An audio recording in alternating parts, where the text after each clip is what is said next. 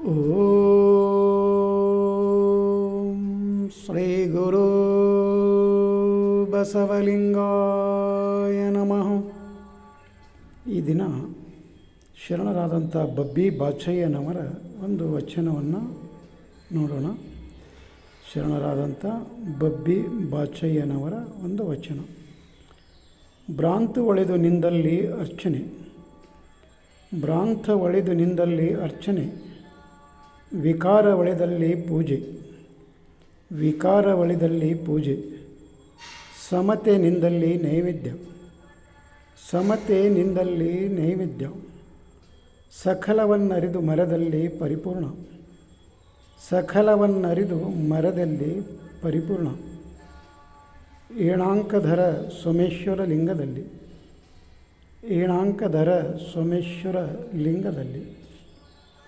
ಇಲ್ಲಿ ಶರಣರಾದಂಥ ಬಬ್ಬಿ ಬಾಚಯ್ಯ ಶರಣರು ಆ ಪೂಜೆ, ಆ ಇಷ್ಟಲಿಂಗ ಪೂಜೆಯಲ್ಲಿ ನಾವು ಹೇಗೆ ತೊಡಗಿಕೊಳ್ಳಬೇಕು, ಅದನ್ನು ಯಾವ ರೀತಿ ಮಾಡಬೇಕು ಅನ್ನೋದನ್ನು ಇಲ್ಲಿ ಹೇಳ್ತಾರೆ. ಈಗ ಸುಮ್ಮನೆ ಯಾಂತ್ರಿಕವಾಗಿ ಪೂಜೆ ಮಾಡೋದ್ರಿಂದ ಅಲ್ಲಿ ಯಾವುದೇ ಥರದ ಒಂದು ಪ್ರತಿಫಲ ಇಲ್ಲ. ಅದಕ್ಕೋಸ್ಕರ ಯಾವ ರೀತಿ ಪೂಜೆ ಮಾಡಬೇಕು ಅನ್ನೋದನ್ನು ಶರಣರು ಇಲ್ಲಿ ಹೇಳ್ತಾರೆ.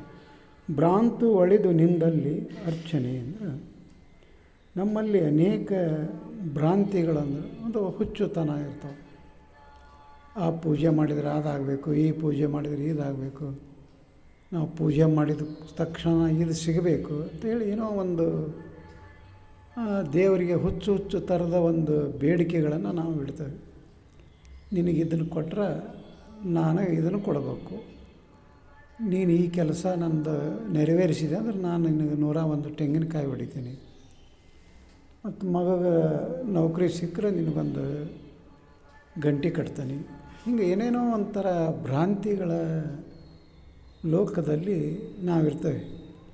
ಆ ಭ್ರಾಂತಿಯನ್ನು ಇಟ್ಟುಕೊಂಡೇ ಅಲ್ಲಿ ನಾವು ಆ ದೇವರ ಪೂಜೆಗೆ ತೊಡಗ್ತೇವೆ.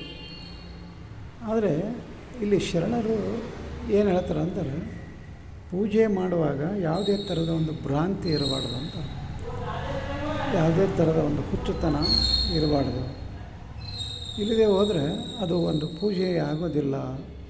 ಅದಕ್ಕೆ ಆ ಭ್ರಾಂತಿಯನ್ನು ಅಳಿಬೇಕು, ಅದನ್ನು ನಿಲ್ಲಿಸಬೇಕು. ಆವಾಗ ಅದು ಅರ್ಚನೆ ಅಥವಾ ಒಂದು ಪೂಜೆ ಆಗ್ತದೆ ಅಂತ ಹೇಳ್ತಾರೆ. ಹಾಗೆ ಮುಂದೇನು ಹೇಳ್ತಾರೆ, ವಿಕಾರ ಒಳೆದಲ್ಲಿ ಪೂಜೆ, ಅಲ್ಲಿ ಭ್ರಾಂತಿ ನಿಂದಲ್ಲಿ ಅರ್ಚನೆ, ವಿಕಾರ ಒಳೆದಲ್ಲಿ ಪೂಜೆ. ಹಾಗೆ ಈ ನಮ್ಮಲ್ಲಿ ಇರುವಂಥ ವಿಕಾರಗಳು, ಮನೋವಿಕಾರ, ಇಂದ್ರಿಯ ವಿಕಾರ, ಇವುಗಳೇನಿರ್ತಾವಲ್ಲ, ಆ ವಿಕಾರ ಇಟ್ಟುಕೊಂಡು ನಾವು ಪೂಜೆ ಮಾಡಿದರೆ ಅದು ಪೂಜೆ ಆಗೋದಿಲ್ಲ. ಆ ವಿಕಾರಗಳನ್ನು ಅಳಿಬೇಕು ಅಂತ ಇಲ್ಲಿ ಶರಣರು ಹೇಳ್ತಾ ಇದ್ದಾರೆ. ಹಾಗೆ ಮುಂದೆ ಏನು ಹೇಳ್ತಾರೆ ಅವರು, ಸಮತೆ ನಿಂದಲ್ಲಿ ನೈವೇದ್ಯ. ಮತ್ತು ಸಾಮಾನ್ಯವಾಗಿ ನಮ್ಮ ಒಂದು ಭಾವನೆಯನ್ನು, ಒಂದು ಮನಸ್ಸನ್ನು ಒಂದು ಅಸಮತೋಲನದಿಂದ ನಾವು ಇಟ್ಟುಕೊಂಡು, ಒಂದು ಚಂಚಲತೆಯಿಂದ ಅದು ನಾವು ನೈವೇದ್ಯ ಮಾಡಿದರೆ ಅದು ನೈವೇದ್ಯ ಆಗೋದಿಲ್ಲ. ಅದಕ್ಕೆ ಅಲ್ಲಿ ಸಮತೆಯಿಂದ ಇರಬೇಕು, ಸಮತೆ ಸೈರಣೆ ಅನ್ನೋದನ್ನು ಇಲ್ಲಿ ಶರಣರು ಈ ವಚನಗಳಲ್ಲಿ ಅವರು ಬಳಸ್ತಾರೆ. ಈಗ ಸಮತೆಯಿಂದ, ಒಂದು ಸಮಾಧಾನದಿಂದ ಅಂತ ಏನು ಹೇಳ್ತಾರೆ, ಅವಧಾನದಿಂದ ಅಂತ ಏನು ಹೇಳ್ತಾರಲ್ಲ, ಆವಾಗ ಅದು ದೇವರಿಗೆ ನೈವೇದ್ಯ ಮಾಡಿದಾಗ ನೈವೇದ್ಯ ಆಗ್ತದೆ. ಇಲ್ಲದೆ ಹೋದರೆ ಅದು ನೈವೇದ್ಯ ಆಗೋದಿಲ್ಲ ಅಂತ ಹೇಳ್ತಾರೆ. ಹಾಗೆ ಮುಂದೇನು ಹೇಳ್ತಾರೆ ಅವರು, ಸಕಲ ವರಿದು ಮರದಲ್ಲಿ ಪರಿಪೂರ್ಣ. ಎಲ್ಲವನ್ನೂ ಅರಿದೆ ಅನ್ನುವಂಥ ಒಂದು ಹಮ್ಮು ಅಲ್ಲಿ ಇರಬಾರ್ದು ಅಂತಾರೆ ಅವರು. ನಾನು ಎಲ್ಲವನ್ನು ತಿಳ್ಕೊಂಡಿದ್ದೀನಿ, ಎಲ್ಲ ಬುದ್ಧಿವಂತಿಕೆ ನನಗೈತಿ, ಎಲ್ಲ ಜ್ಞಾನ ಐತಿ, ನನಗೆ ಗೊತ್ತಿಲ್ಲದ ಯಾವುದೂ ಇಲ್ಲ ಅನ್ನುವಂಥ ಒಂದು ಅಹಮ್ಮು ಏನಿರುತ್ತಲ್ಲ, ಅದು ಇರಬಾರ್ದು ಅಂತ ಹೇಳ್ತಾರೆ ಅವರು. ಅದೇನಾದರೂ ನೀನು ಅರಿತಿದ್ದೆ ಅಂದರೆ ಅದನ್ನು ಮರಿಬೇಕು ಅಂತಾರೆ. ನೀನೇನೇ ಒಂದು ತಿಳ್ಕೊಂಡಿದ್ದಿ, ನೀನೇ ಒಂದು ಸಂಪಾದನೆ ಮಾಡಿದ್ದಿ ಅಲ್ಲಿ ಅಂದರೆ ಅದನ್ನು ಮರೆತು ನಿಲ್ಲಬೇಕು ಅಂತಾರೆ ಅವರು.